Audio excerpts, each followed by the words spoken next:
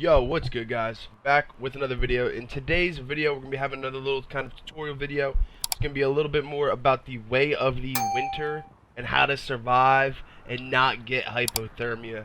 So if you're like me and you constantly have experienced hypothermia in the game, and it's kind of annoying and you want to learn different ways to help prevent the hypothermia, well, this is how. So if you take a look, okay, we're hanging out in a very cold area. I haven't gotten hypothermia. I've been here for a bit. As you see, if you look down at the bottom left, my thermometer went back up once I take my torch out. And I'm chilling. I'm not getting too cold. It's not going to make me cold. I mean, I am cold, but I'm not going to get hypothermia. So in today's video, I'm going to be showing you guys different ways to counteract the coldness and how to keep yourself warm. And let's get into it. Alrighty, so first things first is going to be torches and campfires. So at your house, you're going to want to make sure you set up a campfire and have it ready in case you need to light it up. And you also want to make sure you have a torch on you at all times. When you pull the torch out, it lights it up and it's going to keep you warm. As you can see, when I take the torch away, I lose some of my temperature at the top right under the map.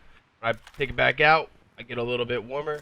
Same thing for the campfire here. You would end up starting it, turning it on, and it would do the same thing. It's just not mobile. The second really good way to keep yourself warm is actually food. So there's a bunch of different food that you can craft or find that will help you keep your warmth. Something that I use quite frequently at this early stage of Way of the Winter is I have been using the spike mato plants. They look just like tomatoes, and they're called spike matos, and they're actually going to give you a +5 resistance to the cold. So it's going to be really, really helpful for cold and frost resist. Alright, so next up, I'm going to be showing you guys, if you come into your memetics, you come to Polar Expedition, you're going to have something called a hedium here. With higher heat capacity, this stone material can maintain its temperature for a longer time after heating or cooling. It is used to enhance resistance to extreme temperatures, increases 10 cold, resist 10, and frost resist. So basically, this is going to increase all your resistance for either cold or frost resistance. So this is going to be really good. In order to craft a hedium, you need a therium, and you get the therium, or however you say this. I don't actually know how you say this, but you would craft it up with some gravel. You craft up this rock with some gravel. You then craft up the hedium. Not too much on the supplies, but they'll last about an hour and they'll help keep you warm. You just leave them right into your inventory. And last but not least, what I also like to consider, basically the most important thing that you need to do. I mean, all of these all together are very important, but one of the most important things you need to do is go over to your gear bench, and when you're going to craft your armor, you want to make sure you're using the correct hides. So if we take a look at hides, if we take a look at the top and bottoms for when you craft, and you take a look at the hides, they're all going to be cold resist, maximum load, heat resist, cold resist, cold resist, cold resist, heat resist, cold resist. And as you can see, it'll show right down here what that bonus is. So what I use is I like to use bear skin because it's been a little bit easier for me to get. However, if you can, seal skin is also very, very good.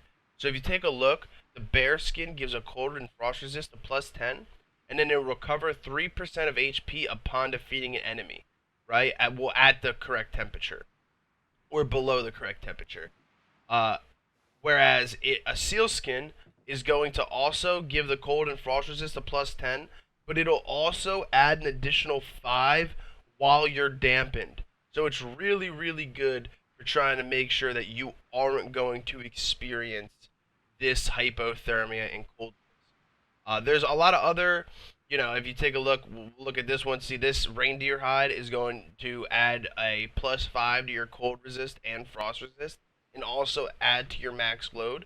However, if you're looking to just get the warmest gear possible in order to make sure that you aren't going to get hypothermia, I personally, from what I've noticed, recommend either sealskin, or then what I am currently using is the bear skin, which I will pick up from either Polar Bears, or it might be the only bear to get it from on Way of the Winter. But yeah, So if you take a look at other hides for other things besides the top and bottom, it's actually going to give you other bonuses that that don't have to do with um, the original like cold or frost resist.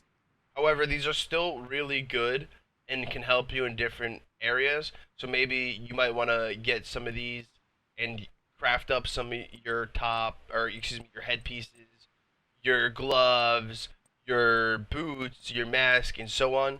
But your tops and bottoms are the two that you can craft the cold resist for, and they will definitely help you from the hypothermia. So I hope this video helped you guys. Before I learned a lot of these methods, I was struggling to stay alive and even ride my bike or even make it into some of the colder areas. I was constantly dying to hypothermia. So I really hope this helped you. I'm still learning as well, so if I forgot anything, if you guys know anything that I didn't mention in this video, please let me know in the comments.